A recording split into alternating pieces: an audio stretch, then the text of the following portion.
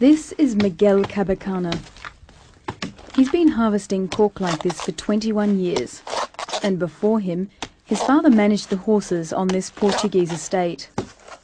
Not a tree is cut down in this process, one of the most environmentally friendly in the world. It's a precise and highly skilled job. Even the axes are specially designed. And it's not just men like Miguel and Jose Arias who earn a living from cork.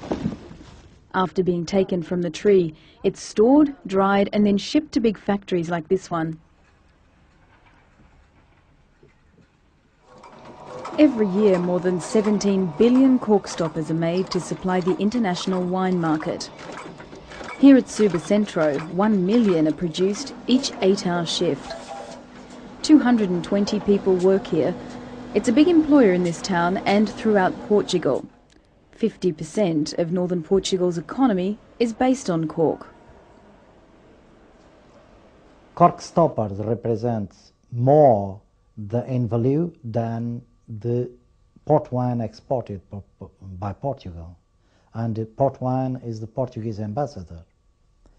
We have about 12,000 workers directly involved in this business. Cork harvesting has been a way of life in the Mediterranean for at least 1,000 years, and it's one of the best examples of a sustainable agroforestry system. That means people benefit by using the many natural resources around them without disturbing or destroying nature. But the cork forests and this way of life are under great threat because people are deserting the countryside. When people leave, the cork oak system falls to pieces. Soil erosion is one problem. As well, with no cattle grazing, grass grows higher, increasing fuel for fires. Also major fire fuel, eucalyptus and pine plantations. Already, as local communities try to find alternative sources of income and take advantage of environmentally damaging EU subsidies, large tracts of land that used to be Mediterranean forest are now plantations. Imagine a desert settling in and creeping up into Portugal and in fact into Europe, because this is happening in all the Mediterranean region where you have Mediterranean forests being substituted by non-indigenous species that just suck up water from the soil and all the nutrients, and they don't give anything back because they're just not the right trees for the conditions, not the soil conditions or the climate. So in my mind, I don't want to think about it, but if we don't act now, we're in risk of having the desert at our door. Also under severe threat, the Iberian lynx. Found in Spain and Portugal's cork forests, it's one of the world's most endangered big cats, with only around 150 left.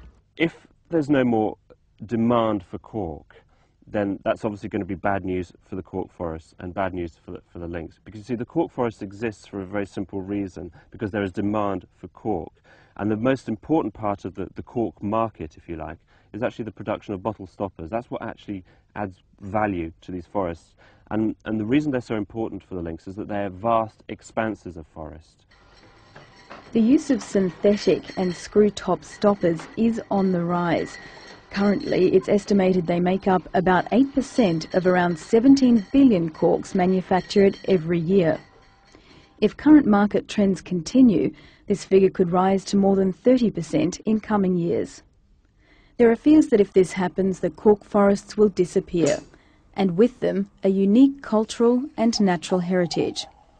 The message is simple: buy wine with natural cork. Consumers really do have the power to make a difference.